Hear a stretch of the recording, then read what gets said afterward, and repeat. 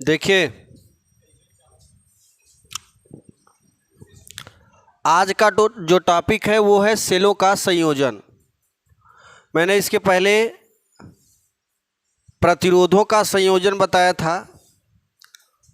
प्रतिरोध मतलब जब कई तार श्रेणी क्रम में जोड़े जाएं तो उस तार में कुछ न कुछ प्रतिरोध होता है ना। तो उसे हम प्रतिरोधों का संयोजन कहते हैं। कुछ तार अगर समांतर क्रम में जोड़े जाएं तो उन तारों में कुछ न कुछ प्रतिरोध होता है और उसी तार को क्या बोलेंगे? प्रतिरोधों का संयोजन समांतर क्रम में। अब यहाँ पे सेल हम जोड़ते हैं।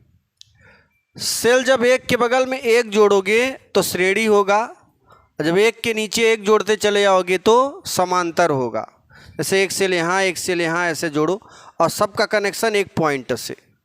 धन जैसे मान लो एक सेल यहाँ रखा, दूसरा सेल, तीसरा सेल, चौथा सेल, और सभी सेलों के एनोड का संबंध एक पॉइंट से दे दो और कैथोड का संबंध दूसरे पॉइंट से। तो वो किस क्रम में बोले जाते हैं? किस क्रम में? समांतर क्रम में। बात समझ में आई? अच्छा, ये जरा बताओ, अगर हम कई सेलों को समांतर में जोड़ दें और उनके सभी पॉइंटों को एक जगह से निकाल दें और इस तरफ भी एक जगह से निकाल दें और किसी बल्ब से जोड़ दें तो बल्ब तेजी से जलेगा या स्लो मोशन में? हाँ, कैसा जलेगा? कैसा जलेगा? तेजी से जलेगा, बहुत तेज जलेगा। भाई सब सेल जो है, ध्यान देना, सब सेल एक ही तरफ जाएंगे। सभी सेलों का धन सिरा अगर एक पॉइंट से जोड़ दें, ऋण सिरा एक पॉइंट से जोड़, तो सब ताकत एक ही बल्ब पर पूरा दिखाएंगे कि नहीं दिखाएंगे? तो बल्ब स्लो मोशन में जलेगा कि लो मोशन में, हाई मोशन में? स्लो लो एक ही है, तो स्लो जलेगा या फिर हाई?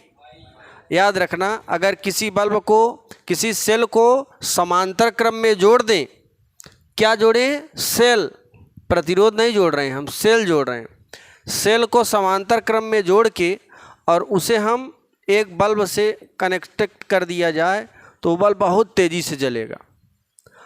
और अगर सभी सेलों को हम श्रेणी क्रम से जोड़ दें और एक बल्ब से कनेक्टेड कर दें तो वो बल्ब उतना तेज़ नहीं जलेगा जितना समांतर में होता है पावर। याद रखना, ठीक है? तो कहने का मतलब है सेलों का संयोजन क्या होता है? सेलों के संयोजन को हम लोग बैटरी कहते हैं। क्या कहते हैं? जब एक से अधिक सेलों को जोड़ेंगे तो बैटरी कहते हैं। तो यहाँ पर लिखेंगे सेलों के संयोजन को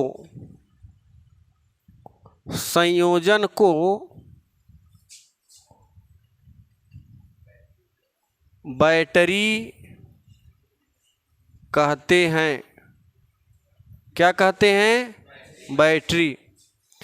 एक से अधिक सेल को जोड़ोगे तो किसका निर्माण होगा? बैटरी। बैटरा मत बोल देना उसे, बैटरा मत बोल देना। कहीं शब्द बैटरा शब्द कहीं लिखा देखे हो क्या? किताब में कहीं देखे हो बैटरा शब्द? उसे केवल बैटरी कहेंगे, बैटरा नहीं कहेंगे। तो याद रखना, सेलों को हम जब ज़्यादा जोड़ देते हैं समांतर या श्रेणी तो उसे क्या बोलते हैं? बैटरी। अब देखो, ये संयोजनों के प्रकार, कितने प्रकार से हम सेलों को जोड़ सकते हैं, जरा ध्यान देना। पहला है सेलों का संयोजन। सेलों का संयोजन श्रेणी क्रम में। किस क्रम में? श्रेणी क्रम में। दूसरा नंबर है सेलों का संयोजन, सेलों का संयोजन समांतर क्रम में। किस क्रम में? समांतर क्रम में, तीसरा है मिश्रित क्रम में जोड़ेंगे। अब सेलों का संयोजन मिश्रित क्रम में, किस क्रम में? मतलब जो श्रेणी में भी हो और समांतर में भी हो।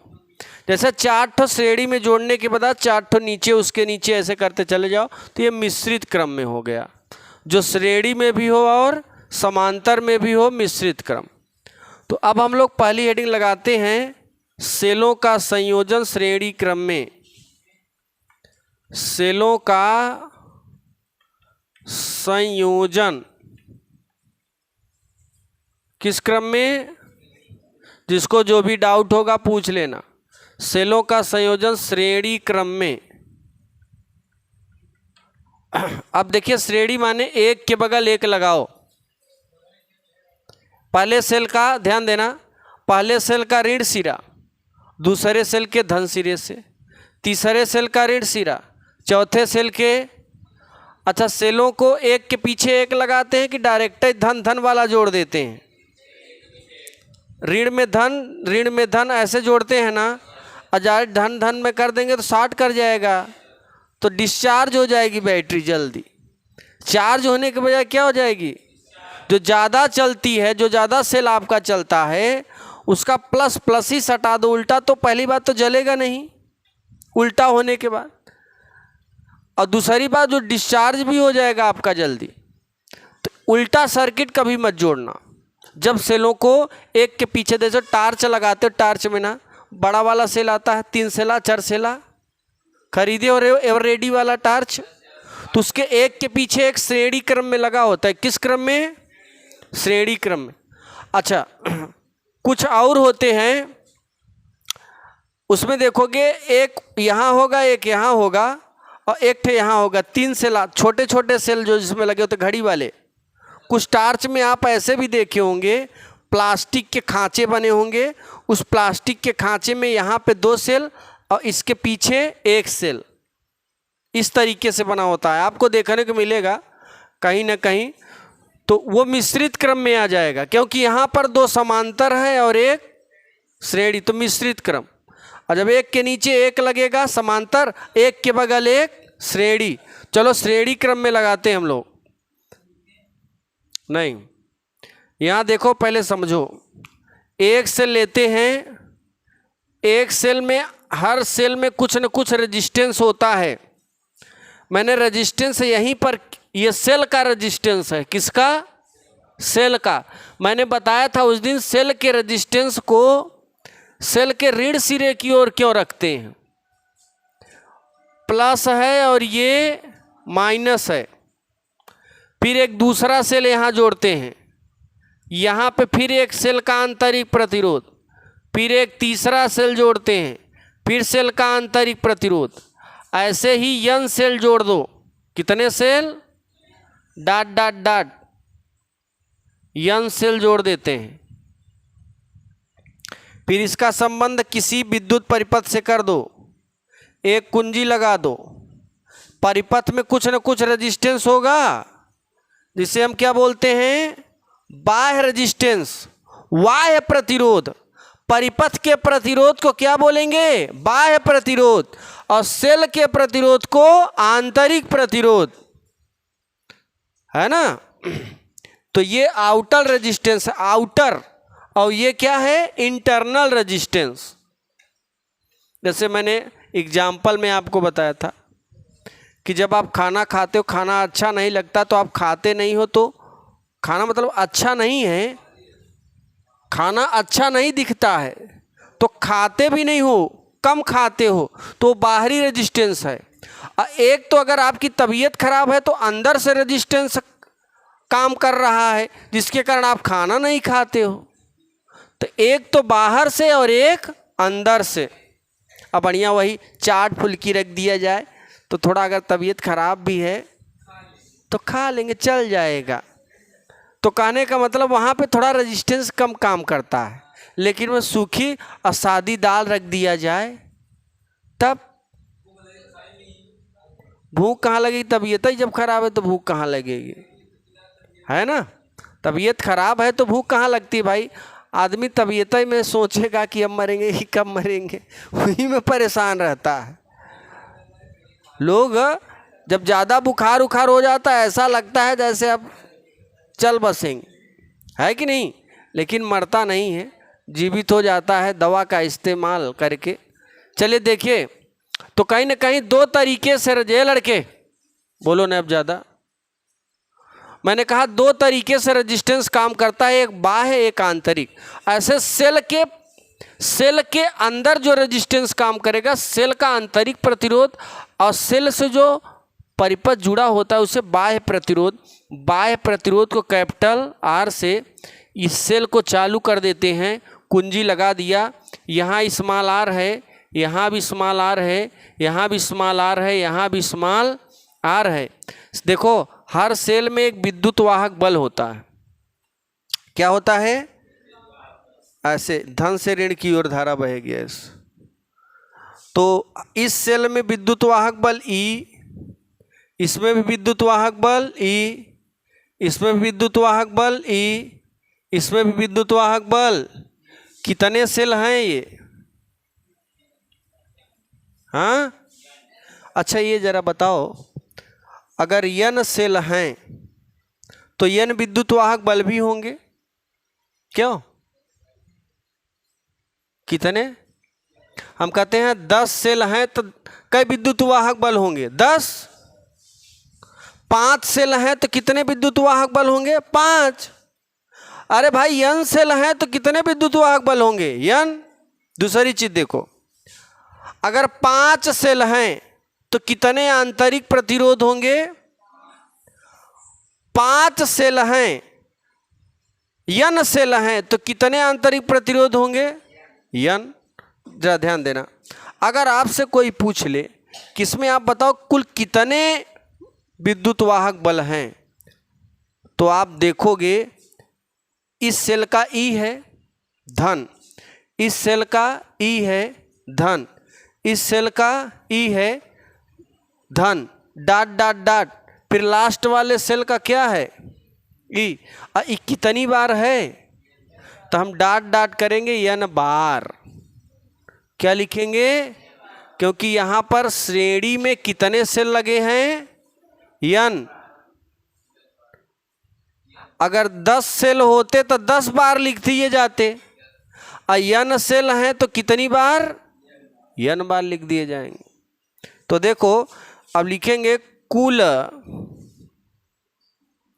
सेल का विद्युत वाहक बल, या फिर ऐसे लिख देंगे सेल का कुल विद्युत वाहक बल। सेल का कुल विद्युत वाहक बल बराबर, ध्यान देना, सेल का कुल विद्युत वाहक बल, पहले सेल का विद्युत वाहक बल E, धन लगाओ। धन क्यों लगा रहे हो भाई? क्योंकि दोनों सेल एक दूसरे से क्या हैं? जुड़े हुए हैं, इसलिए धन लगाना है। फिर E, फिर आगे क्या है?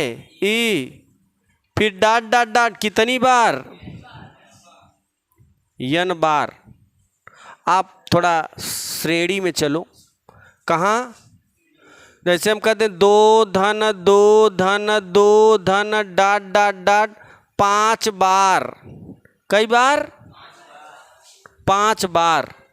तो ये बताओ, अगर 2 5 बार जोड़ोगे तो 2 पंचे, या हम 2 पंचे 10 न लिख के 2 गुणे 5 लिख दे, तब वो कितना आएगा? 10 आएगा। अगर हम लिख दें 2 धन 2 धन 2 10 बार, तो 2 कितनी बार है?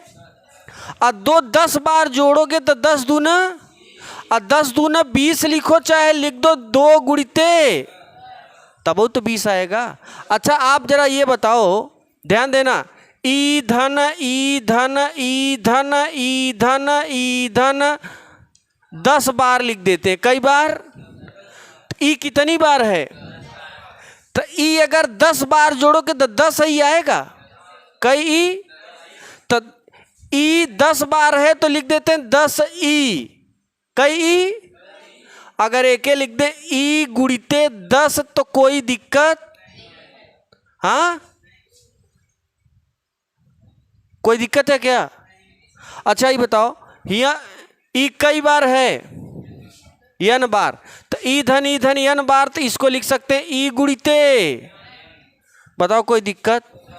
तो यहां तक ईंधन ईंधन ईंधन n बार है तो क्या लिख सकते हो? ई गुणे या नहीं लिख सकते हो क्या बच्चों? क्या लिख सकते हो? लिख सकते हो कि नहीं? बताओ कोई दिक्कत, कोई समस्या? कुछ समस्या का निदान हुआ? हाँ या ना? यहां देखिए ये हो गया। अच्छा क्या मिल गया हमें? कुल विद्युत वाहक बल। कुल विद्युत वाहक बल मिल गया। अब हमें क्या निकालना है? हर सेल का कुछ न कुछ अपना प्रतिरोध है। क्या है? इस सेल का क्या है? इस सेल का, इस सेल का, इस सेल का कितनी बार है ये? तो यहां लिखेंगे सेल का, सेल का आंतरिक प्रतिरोध। आंतरिक प्रतिरोध, ध्यान देना। सेल का आंतरिक प्रतिरोध को हम मान लेते हैं आर डैश से। किससे? कैपिटल आर डैश से मान लेते हैं। अच्छा आर डैश ही क्यों माना? कैपिटल आर डैश ही क्यों माना? क्योंकि यहां पर बाह्य प्रतिरोध क्या है? आर। या फिर आर डैश के बजाय आप R1 मान सकते हैं, कैपिटल R1, या आर कैपिटल R1 के स्थान पे स्मॉल आर डैश मान सकते हो। स्मॉल आर डैश के स्थान पे R1। आपकी बताओ इच्छा क्या है? स्मॉल R1 की capital R1? Small R1। Small मानो। स्मॉल क्यों मानोगे? क्योंकि किसका प्रतिरोध लिख रहे हैं? आंतरिक। तो आंतरिक में आंतरिक ही रहने दो, बाह्य काहे जा रहे हो तुम? आंतरिक ही से चलने दो। R1, R1 क्या है? R1 क्या है? आंतरिक प्रतिरोध। कितने का? कुल का। तो कुल का क्या होगा? यहाँ शुरू करो R। अब बताओ इस सेल से इस सेल जुड़ा है, फिर R, फिर R, धन कितनी बार? n बार हैं। तो आप बताओ इसे R गुणी n लिख सकते हो, इसे NR लिख सकते हो? नहीं समझ में आया? सबको समझ में आ गया? कुल मिला के सेल का आंतरिक प्रतिरोध कितना मिला? NR। अब ये बताओ यहां से लेकर यहां तक कुल प्रतिरोध क्या मिला? अब परिपथ का प्रतिरोध कितना है? तो अगर हम पूरे का प्रतिरोध निकालें तो सेल का कुल प्रतिरोध धन बाह्य प्रतिरोध बराबर पूरे परिपथ का प्रतिरोध। पूरा परिपथ ये जुड़ा हुआ है ना, इस सेल से ये भी जुड़ा है, इसलिए परिपथ का कुल प्रतिरोध बराबर सेल का आंतरिक प्रतिरोध धन परिपथ का बाह्य प्रतिरोध। यहां लिखेंगे परिपथ का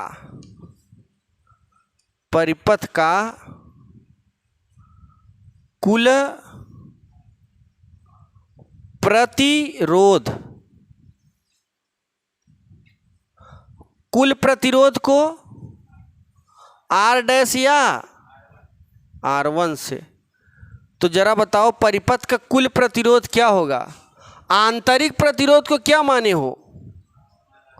R1 से, है ना, प्लस बाह्य प्रतिरोध को किससे माने हो? तो अब बताओ आप कि R1 की वैल्यू क्या निकाले हो? R1 की वैल्यू R1 की वैल्यू NR, और ये तो एज इट इज रहेगा। एज इट इज क्यों रहेगा? क्योंकि यहां से लेकर यहां तक का प्रतिरोध क्या है? NR, और इसके नीचे का प्रतिरोध R, तो टोटल प्रतिरोध क्या होगा? NR धन R, NR धन R। परिपथ का कुल प्रतिरोध NR धन R, परिपथ का कुल विद्युत वाहक बल NI। अब हम सूत्र लगा देंगे। एक विद्युत धारा का सूत्र पढ़े हो, I बराबर कुल विद्युत वाहक बल, कुल विद्युत वाहक बल बटे कुल प्रतिरोध। कुल प्रतिरोध को क्या माने हो? R1। कुल विद्युत वाहक बल की वैल्यू क्या पाए हो? कुल विद्युत वाहक बल NI। और कुल प्रतिरोध की वैल्यू नहीं समझ में आ रहा है क्या? क्या आ रहा है? समाधि ले लिए हो क्या बच्चे? समाधि ले लिए हो क्या? इधर देखो, दर्द करेगा ना। और जाओ स्कूल। यहाँ देखो, NR plus R, NR plus I बराबर NI बटे NR प्लस R। ध्यान देना। अब यहाँ ये सूत्र मिल गया किस क्रम में? श्रेणी, सेलों का संयोजन श्रेणी क्रम में, यह सूत्र है। अब इसमें दो कंडीशन चलेगा। कितने कंडीशन? दो। ये किसके लिए है? जब आप, जरा ध्यान देना, जब आप इन सेलों को एक के पीछे एक जोड़ेंगे, ऋण का संबंध धन से करेंगे, श्रेणी क्रम में जोड़ेंगे, तो इसमें जो धारा बहेगी, क्या बहेगी? धारा I जो बहेगी ना, I, उसी का मान निकालने के लिए सूत्र है। अब यहाँ पे दो कंडीशन आ रहा है। कितने कंडीशन? अगर आंतरिक प्रतिरोध का मान बाह्य प्रतिरोध से कम हो, मतलब ये जो सेल के प्रतिरोध हैं, इनका प्रतिरोध इसके प्रतिरोध से कम होता है, तो उस स्थिति में सेलों को श्रेणी क्रम में जोड़ा जाता है। किस क्रम में? फिर समझिए, सेल का जो प्रतिरोध है तार के प्रतिरोध से कम हो तो सेलों को श्रेणी क्रम में जोड़ेंगे। किस क्रम में? मतलब इन सेलों का प्रतिरोध कम हो और परिपथ का प्रतिरोध ज़्यादा हो तो सेलों को किस क्रम में? श्रेणी। अगर इसी का उल्टा हो जाए तो सेल को श्रेणी क्रम में नहीं जोड़ते हैं, तो किस क्रम में जोड़ेंगे? चलिए इतना लिखो, फिर आगे बढ़ते हैं।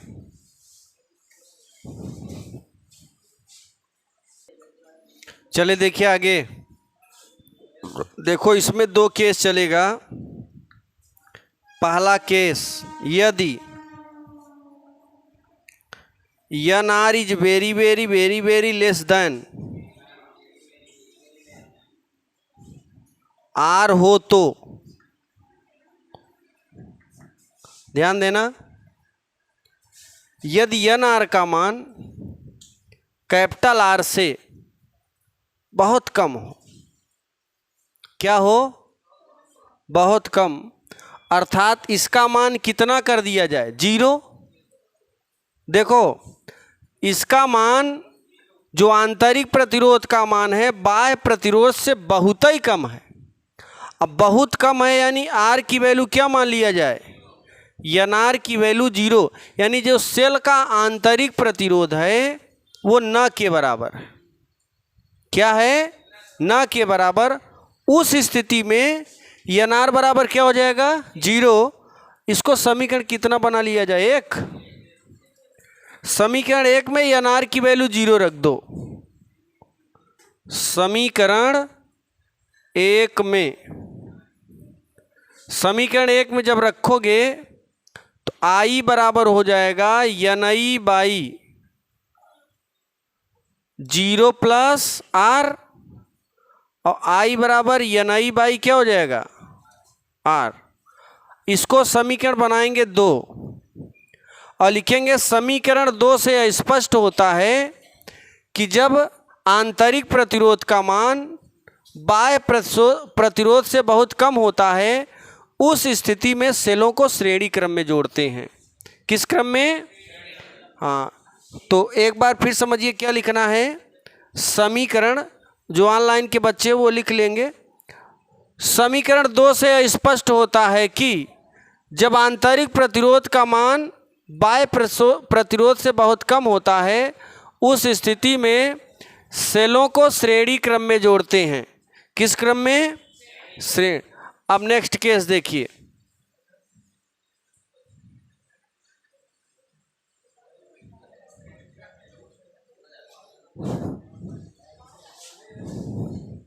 इसी का जस्ट उल्टा कर दिया जाए। NR is very very very very greater then R हो तो ध्यान देना, अगर आंतरिक प्रतिरोध का मान बाह्य प्रतिरोध से बहुत ज़्यादा हो जाए, और इतना ज़्यादा हो जाए कि बाह्य प्रतिरोध का मान क्या हो जाए 0, क्योंकि ये जब बहुत, ये करोड़पति है और ई पैसापति है। पैसा माने 50 पैसा है करे पास, 58-54 वाला। तो ये बताओ करोड़पति के आगे ये पैसापति 58-54 वाला आदमी क्या होगा? नथिंग। तो ये नथिंग माने 0 हो गया। अब यहाँ पे 0 रख दो समीकरण 1 में। समीकरण 1 में I बराबर हो जाएगा NI अपान NR प्लस 0, N से N कैंसिल, E बाई क्या हो गया, यानी जब समीकरण 3 से स्पष्ट होता है कि जब आंतरिक प्रतिरोध का मान बाह्य प्रतिरोध से बहुत ज़्यादा होता है उस स्थिति में सेलों को श्रेणी क्रम में नहीं जोड़ते हैं। बस इतना लिखना भी कि नहीं, सेलों को समांतर क्रम में जोड़ते हैं। हम सेलों को श्रेणी क्रम में नहीं जोड़, क्योंकि ये श्रेणी क्रम का नियम है, इसमें समांतर क्रम का नाम ही नहीं लेना है हम लोगों को। राइट नाउ लिखो यहाँ तक, समीकरण 3 तक। चले देखें, सेलों का संयोजन समांतर क्रम में करेंगे।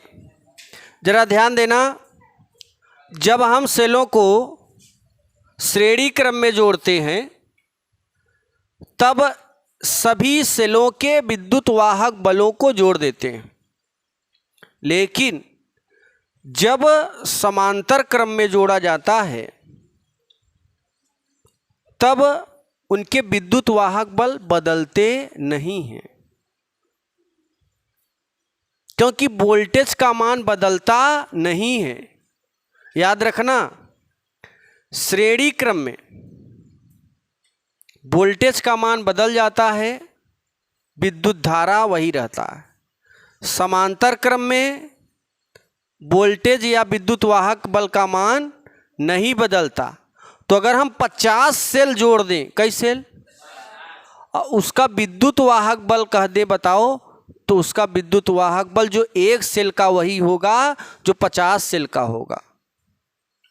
जो 1 सेल का विद्युत वाहक बल होगा वही 50 सेलों का होगा। किस क्रम में? समांतर क्रम में। समांतर क्रम में वोल्टेज का मान नहीं बदलता, और मैंने बताया था जब वोल्टेज नहीं बदलेगा तो विद्युत वाहक बल भी नहीं बदलेगा। बात समझ में आई कि नहीं?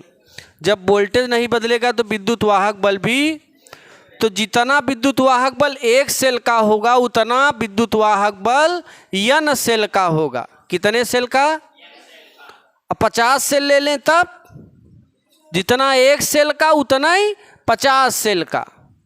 अगर 1 सेल का विद्युत वाहक बल 4 वोल्ट है तो 50 सेल का कितना होगा? 4 ही वोल्ट।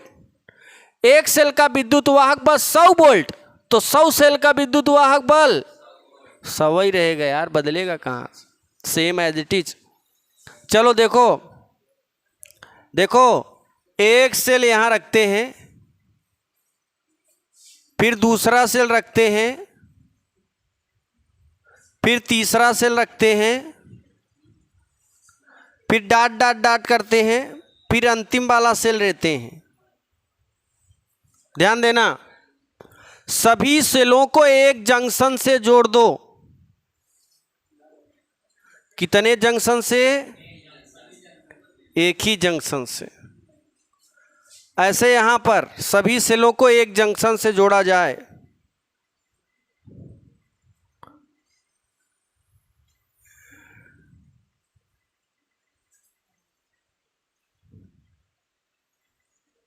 एक जंक्शन से। देखो, इस सेल का आंतरिक प्रतिरोध R R R और इसका भी R। इस सेल का विद्युत वाहक बल, समांतर क्रम में विद्युत वाहक बल समान होता है, धारा भिन्न भिन्न होती। इसका भी विद्युत वाहक बल E, इसका भी E, इसका भी E। अब इसको हम परिपथ से जोड़ देते हैं।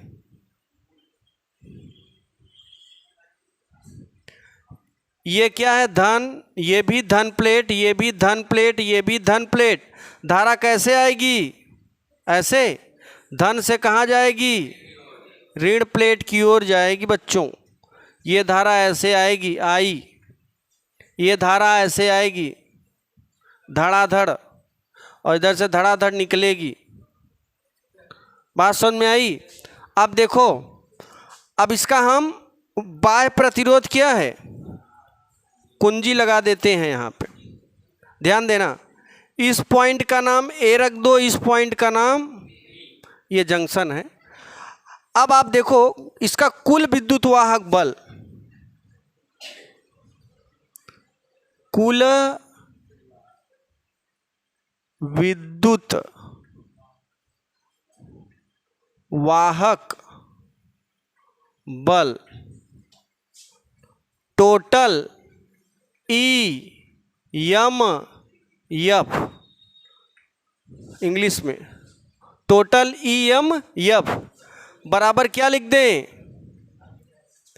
ध्यान देना सभी लोग, मैंने कहा कि समांतर क्रम में विद्युत वाहक बल नहीं बदलता। अगर एक सेल का विद्युत वाहक बल E है, तो आप बताओ N सेल का विद्युत वाहक बल कितना होगा? E ही होगा, बदलेगा। बात क्लियर है? अब हम सभी सेल का आंतरिक प्रतिरोध निकाल लेते हैं। सभी सेल का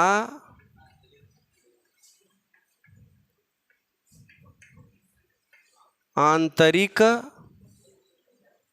प्रतिरोध। अच्छा, आंतरिक प्रतिरोध को R से, R यहाँ है, यहाँ क्या कर देंगे? R डैश बराबर, जरा ध्यान देना, जब प्रतिरोधों को, ध्यान देना सभी लोग, जब प्रतिरोधों को समांतर क्रम में जोड़ते थे तो सूत्र क्या मिलता था? 1/R बराबर 1/R1 धन 1/R2, ऐसे डॉट डॉट था ना। R3 किस क्रम में? ये बताओ, आपने सेल को किस क्रम में जोड़ा है? आपने पैरेलल जोड़ दिया है, समांतर क्रम में जोड़ दिया है। इसलिए ये जो सूत्रवा लगेगा ना बच्चों, 1/, क्या हो जाएगा? R डैश, क्या हो जाएगा? अब बताओ, तो समांतर क्रम में सब बटे में होते हैं, तो इधर वाला बटे में होगा कि नहीं होगा? 1/R dash. अब बताओ 1/R1 के स्थान पे क्या होगा? भाई, ये अगर R डैश मान लें तो ये R1, ये R2, आगे R3 डॉट डॉट 1/, होगा कि नहीं होगा? ऐसे लिखोगे ना। तो 1/R1 की वैल्यू क्या है? R, R2 की वैल्यू भी देखो सबका तो बराबर ही है यार। तो यहाँ भी यार, यहाँ भी यार, यहाँ भी डॉट डॉट कई बार, क्योंकि कितनी बार सेल है, n बार। अब इसको यहाँ लपेट के ले आओ, 1/r डैश बराबर, ध्यान देना सभी लोग, जैसे इसके पहले आपने ऐसे लिखा था n r धन डॉट डॉट कितनी बार, इसे क्या लिखा था nr।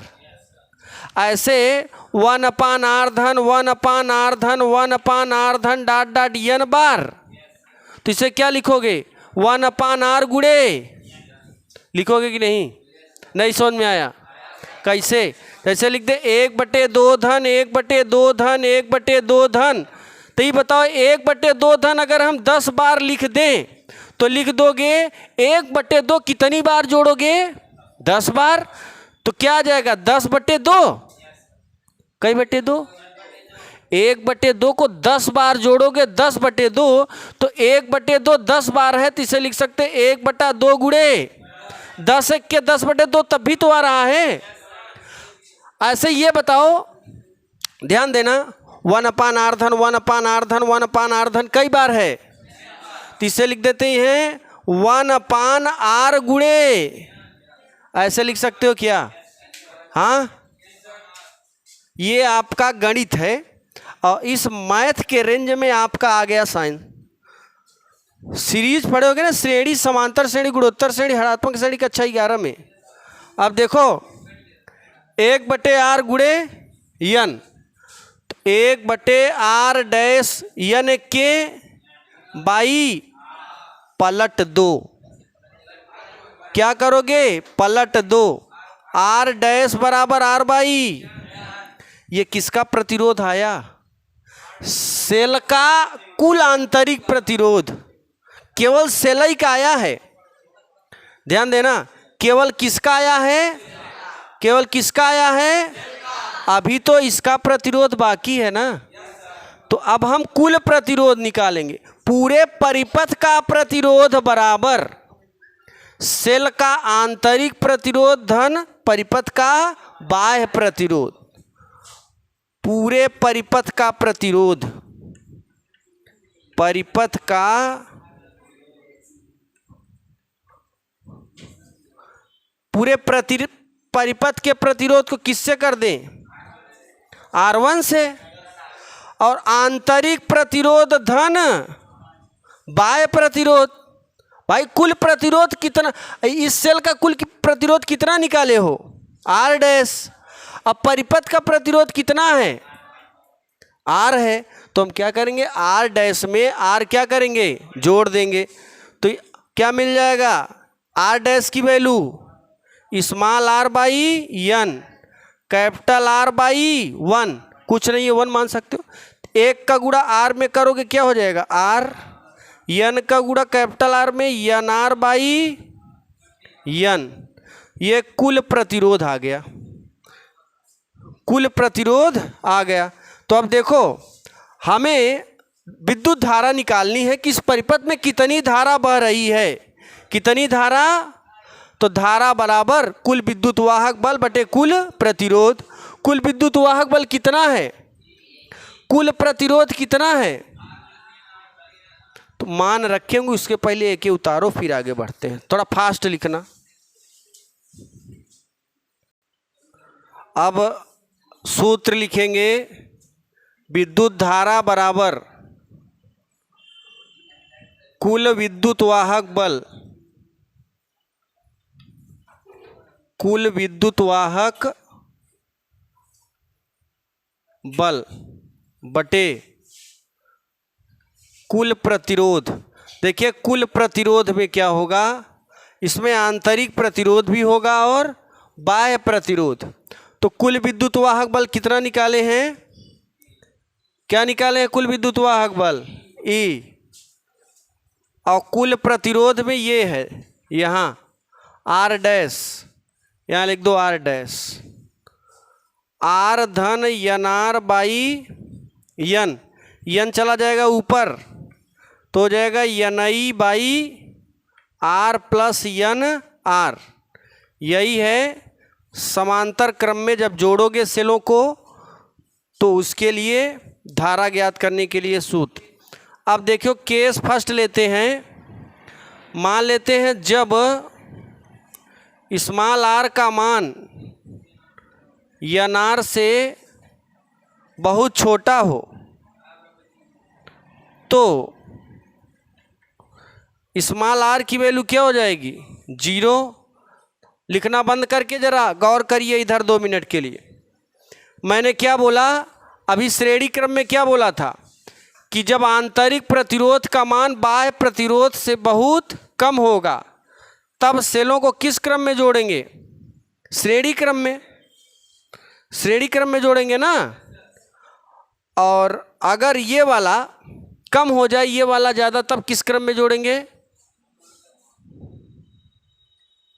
पलट दो इसी को।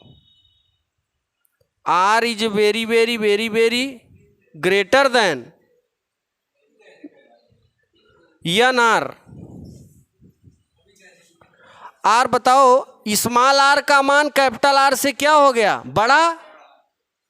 जब ये बड़ा हो जाए, ये कम हो जाए, तब सेलों को समांतर क्रम में जोड़ते हैं कि नहीं जोड़ते?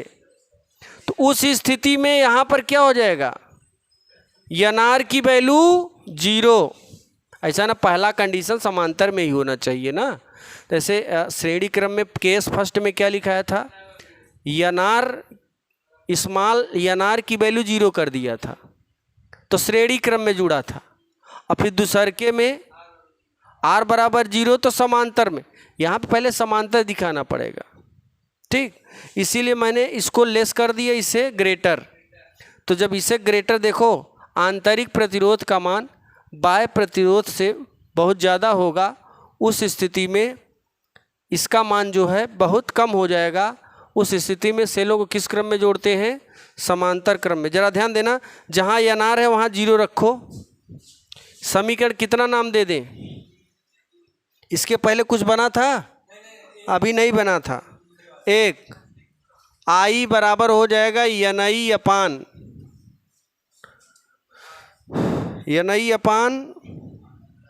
किसकी वैल्यू 0 रखेंगे? इसकी। तो ये हो जाएगा आई बराबर N I by small R. जरा ध्यान देना, समीकरण 2 से स्पष्ट होता है कि जब सेल का आंतरिक प्रतिरोध बाह्य प्रतिरोध से बहुत ज़्यादा होता है, उस स्थिति में सेलों को समांतर क्रम में जोड़ते हैं। किस क्रम में? अब देखो केस 2 लिखते हैं। केस 2, यदि इसी को पलट दीजिए, R is very very very very less than N R. अब यहाँ पर किसकी वैल्यू 0 हो जाएगी? स्मॉल आर की वैल्यू 0। इसी में रख दो, आई बराबर N I by small R की वैल्यू 0, एन आर हो जाएगा। एन से एन कैंसिल और ई बाई क्या हो जाएगा? आर। ध्यान दीजिए, समीकरण 3 से स्पष्ट होता है कि जब आंतरिक प्रतिरोध का मान बाह्य प्रतिरोध से बहुत कम होता है, उस स्थिति में सेलों को समांतर क्रम में नहीं जोड़ते हैं। केस समीकरण 2 की स्थिति में सेलों को समांतर क्रम में जोड़ेंगे, समीकरण 3 की स्थिति में सेलों को समांतर क्रम में नहीं जोड़ेंगे। ये लिख लोगे ये चीज यहाँ लिख देना, समांतर क्रम में जोड़ेंगे, समांतर क्रम में जोड़ते हैं। और यहाँ लिख देंगे समांतर क्रम में नहीं जोड़ते, समांतर क्रम में नहीं जोड़ते हैं। चलो लिखो।